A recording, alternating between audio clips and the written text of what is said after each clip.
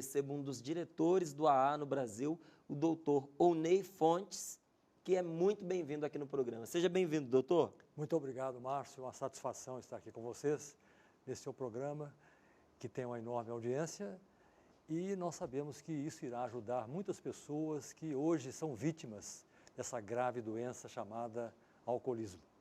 E eu tenho aqui a grata notícia de que o doutor Oney é meu vizinho, ali pertinho da gente, ali em Cachoeira Paulista, na cidade de Taubaté. Exatamente, Márcio. Temos o privilégio de morar no nosso Vale do Paraíba, né? Lindo, né? Muito bonito, mais tranquilo, um pouco menos agitado que São Paulo, né? É verdade. Então nós temos esse privilégio ainda. E pertinho assim de Campos do Jordão, aquela bela cidade serrana, Ubatuba, uma bela cidade praiana, né? É verdade. É um privilégio para nós, né? Bem localizado. Bem localizado, estrategicamente. Doutor, qual é a sua área de atuação atualmente? Atualmente eu sou médico homeopata e, sendo homeopata, pratico praticamente a clínica geral. Porque a homeopatia, nós costumamos dizer, nós tratamos não a doença, mas o doente. E com isso englobamos assim o ser humano na sua totalidade, no seu todo. E a homeopatia, ela é uma medicina, eu diria assim, uma medicina mais soft, mais leve, e que tem assim uma atuação muito abrangente, procurando observar o ser humano no seu todo, na sua totalidade. Como e há quanto tempo o senhor faz parte do AA? Eu faço parte do AA indiretamente, dando minha contribuição como palestrante, há 30 anos.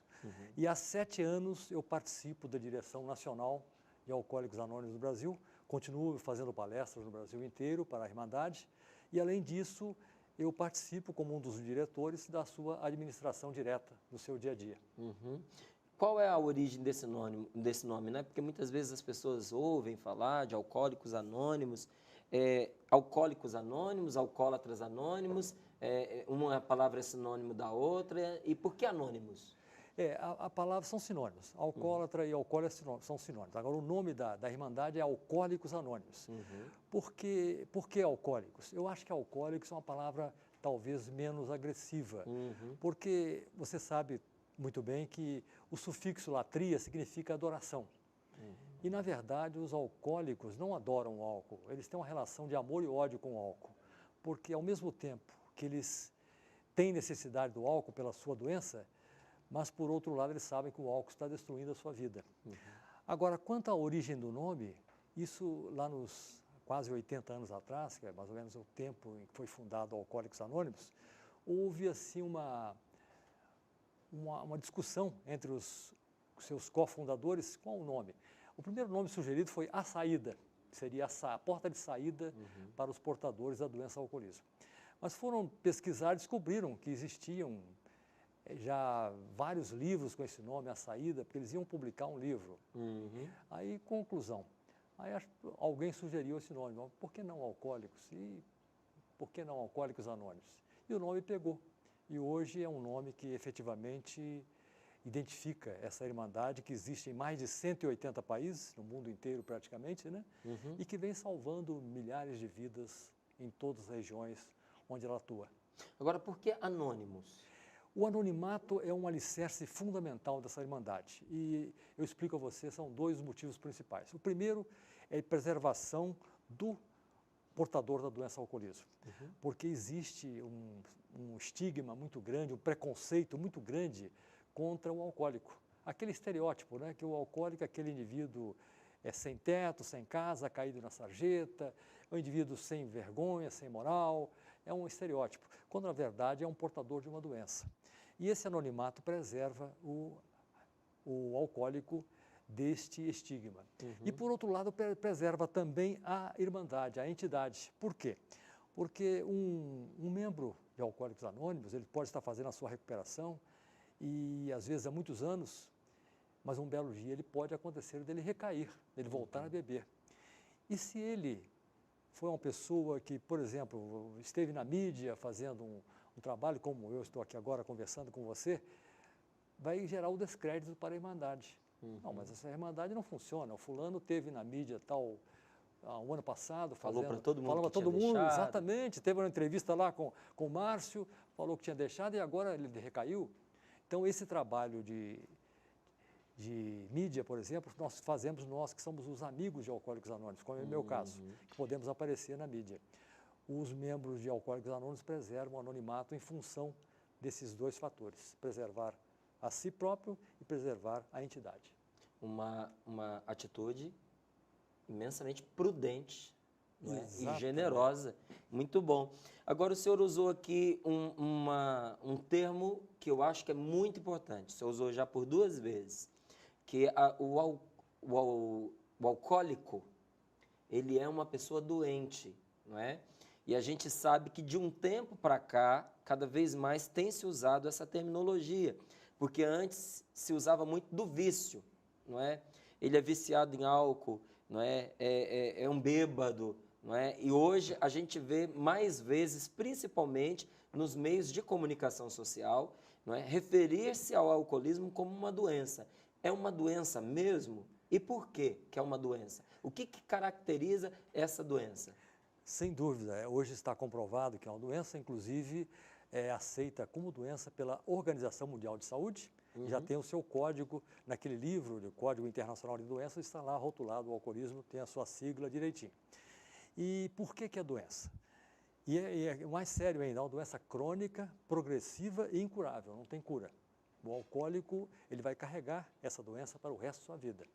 Mesmo aquele que nunca pôs uma gota de álcool na boca? Mesmo aquele que nunca pôs uma gota de álcool na boca, porque a doença tem origem genética. Há famílias de alcoólicos em que várias pessoas naquela família são portadores dessa doença. E muitas vezes vários perecem, acabam falecendo fruto do seu alcoolismo incontrolável.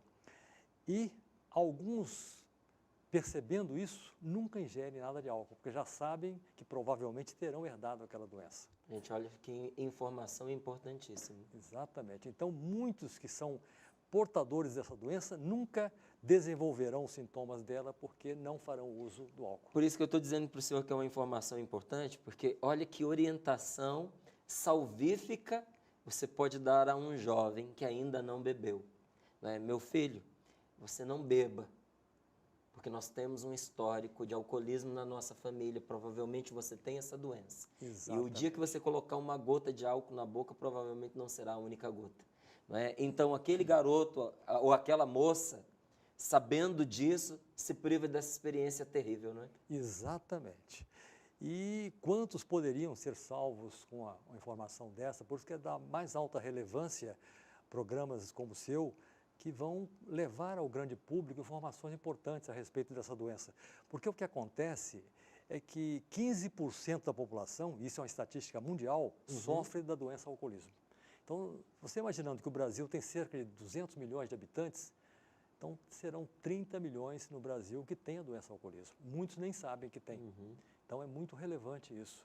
E essas pessoas, o efeito do álcool no organismo de quem tem a doença alcoolismo é muito potencializado. O prazer que eles têm, porque eu ou você que não temos esse problema, podemos tomar eventualmente um coquetel, alguma coisa, aquilo não vai significar muita coisa para nós. Mas quem tem a doença alcoolismo, aquilo é uma droga poderosíssima, o efeito é devastador. Aquilo carreia uma quantidade enorme daqueles hormônios que dão prazer, da dopamina, serotonina, que vai fazer com que o seu sistema da recompensa, que é a área do sistema nervoso central, que tudo que nos dá prazer pede mais, vai pedir mais, mais e mais, e por isso que se torna incontrolável. Então, atuaria na vida dessa pessoa como a cocaína para alguns, a heroína para outros? Exatamente. Aliás, qual a diferença da cocaína e a heroína para o álcool? São todas drogas. A diferença é que o álcool é uma droga não criminal, uma droga lícita, permitida, e a cocaína e a heroína são drogas ilícitas. Agora, uma coisa que a população também ignora, é muito relevante, todo mundo pensa que a droga que mais mata é a cocaína, a heroína, o crack. Não, a droga que mais mata é o álcool. Se você reunir as mortes por cocaína, heroína, crack, êxtase, tudo mais, ópio, o álcool mata mais que todas juntas. Por quê? Porque o álcool é lícito, permitido, divulgado, estimulado, propagandeado. Então, é uma droga perigosíssima. E quando o senhor fala que o álcool ele mata, o senhor está dizendo que ele mata diretamente, ou o senhor está nos dizendo que ele mata indiretamente quando, por exemplo, uma pessoa alcoolizada enfia um carro num poste?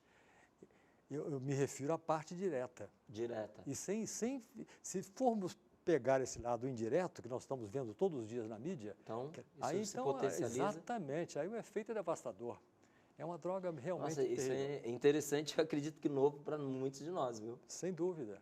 As pessoas não têm essa noção da importância do álcool, porque o álcool ele é associado naquela propaganda que existe até hoje nos meios de comunicação, com pessoas jovens, vitoriosas, cheias de vida, de energia, e aí isso cala muito fundo no jovem. O jovem acaba se tornando uma presa fácil da armadilha.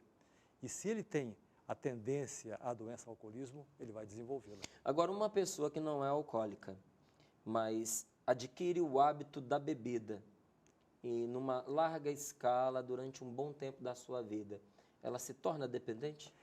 Pode se tornar, existe esse risco.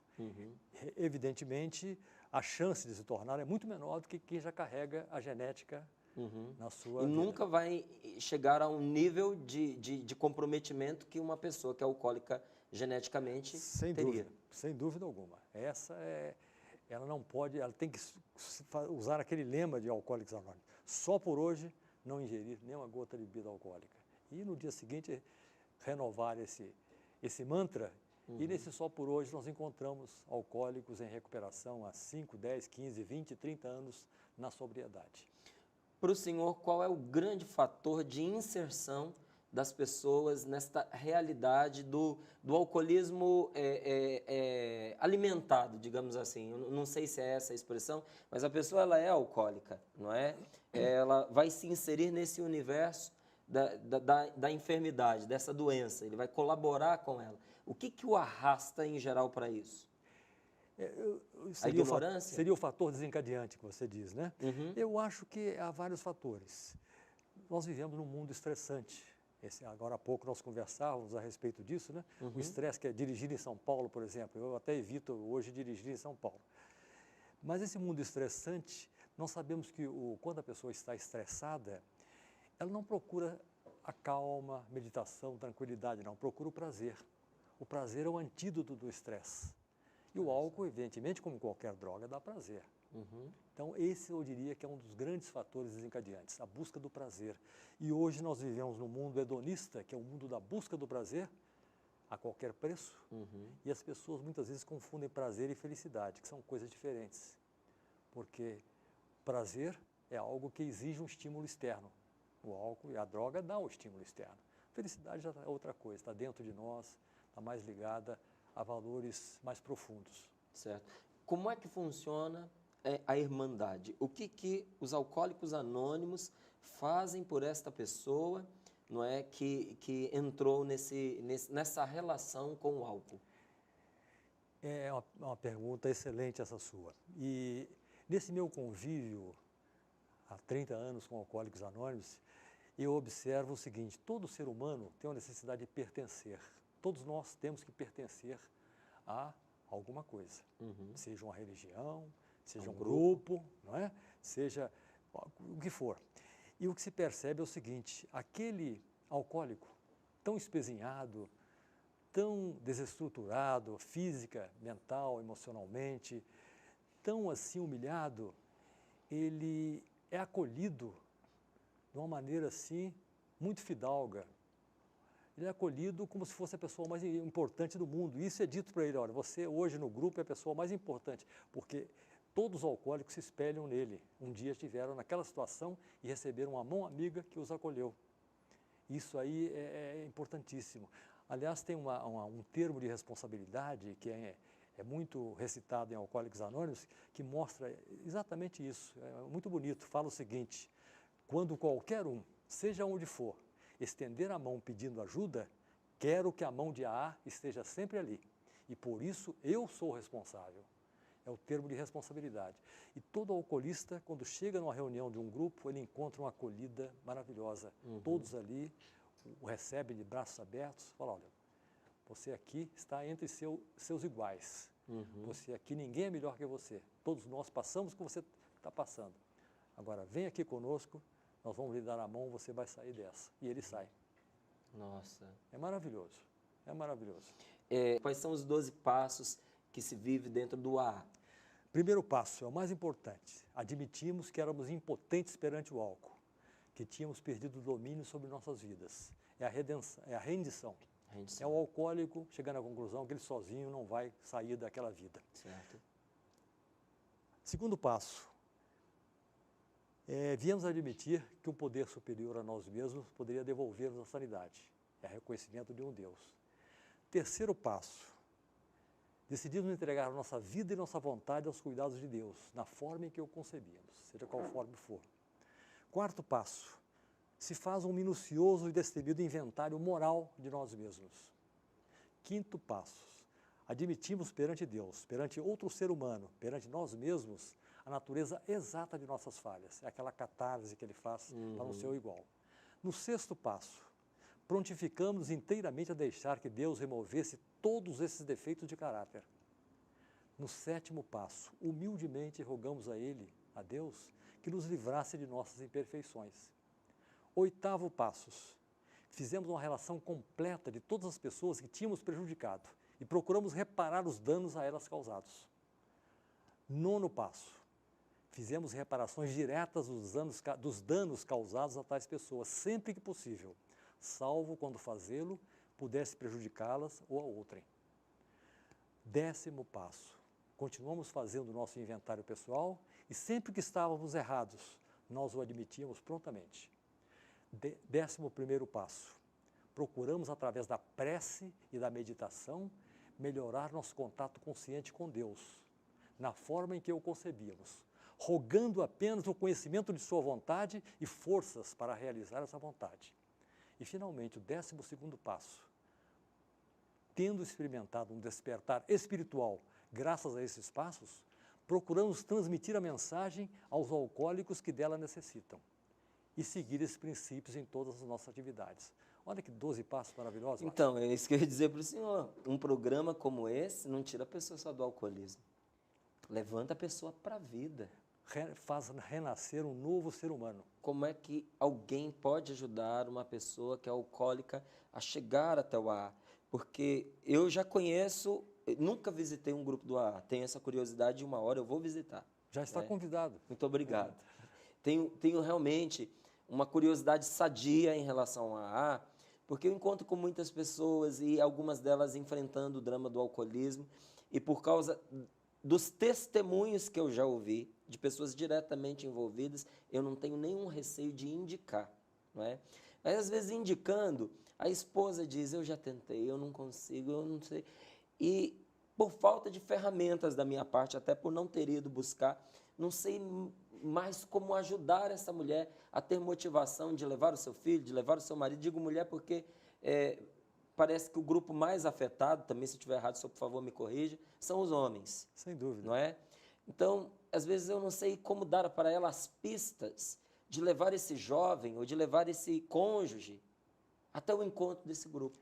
Eu vou te dar uma dica interessante. Existe, paralelo ao AA, uma irmandade similar chamada Al-Anon. O que é o Al-Anon? O Al-Anon congrega os familiares de alcoólicos, porque o alcoolismo adoece toda a família. A codependência é justamente aquela dependência que os familiares do alcoólico atravessam. Eles ficam vivendo a sua vida em função dos problemas do alcoólico.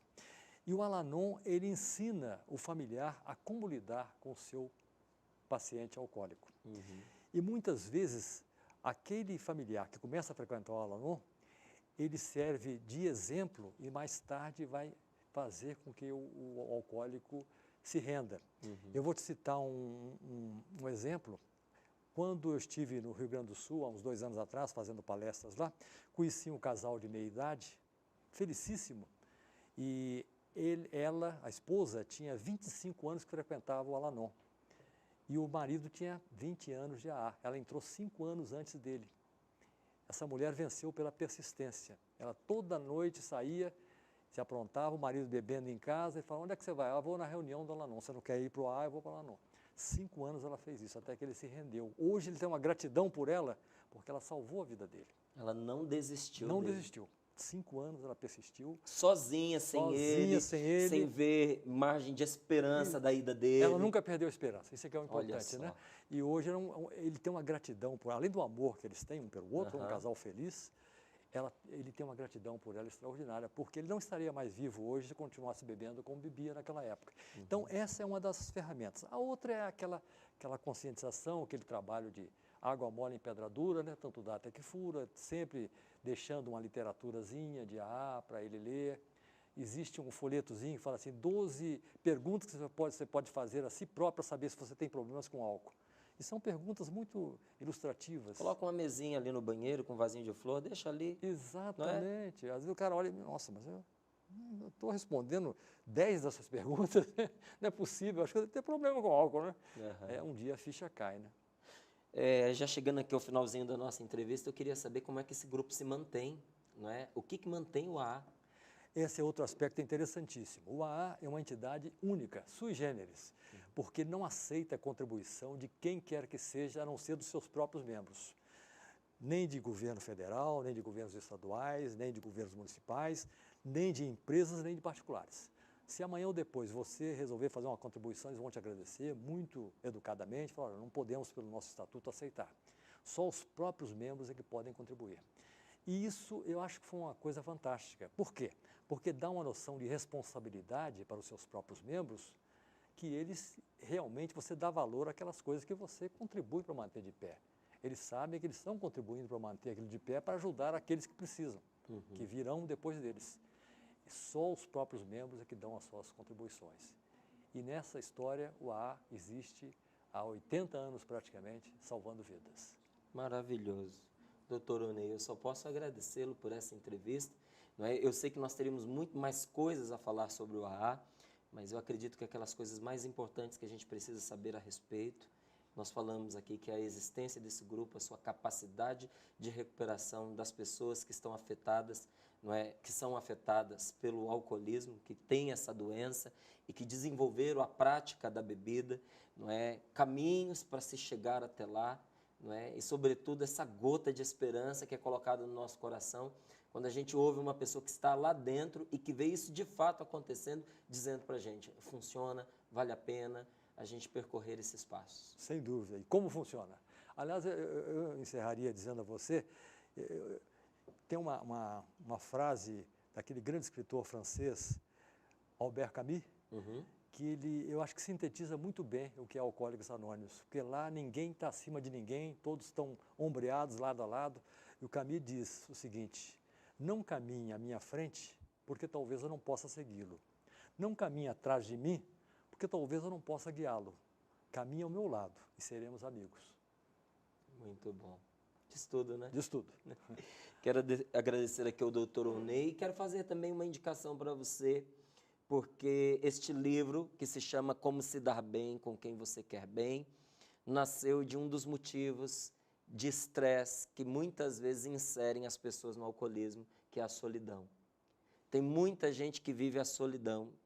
E uma pesquisa realizada por um neurocientista norte-americano levou a esses dados estatísticos muito sérios, de que hoje a solidão ela mata mais pessoas do que a obesidade, do que o tabagismo. Não é? Porque causa uma desordem hormonal na pessoa tão grande que ela não consegue descansar, desenvolve sérios problemas cardiovasculares, além da propensão de compensar essa solidão pelo prazer, muitas vezes se refugiando no álcool. Não é? Se o alcoolismo é a doença de alguns, não é 15%, que alguns que são muitos, a solidão tem sido uma doença, olha, de grande parte da população, principalmente porque você pode experimentá-la mesmo estando acompanhado. E o pior tipo de solidão que se tem é aquela que você experimenta ao lado de alguém. Não é? Como curar essa solidão, meu Deus? Como se relacionar bem com a pessoa que você ama, que você quer bem, porque às vezes acontece, você ama essa pessoa que é vítima dessa enfermidade, dessa doença que é o alcoolismo, mas não consegue se dar bem com ela justamente porque existe esse empecilho entre vocês. Como se dar bem com quem você quer bem? Porque com quem a gente não se interessa é até fácil. Mantém-se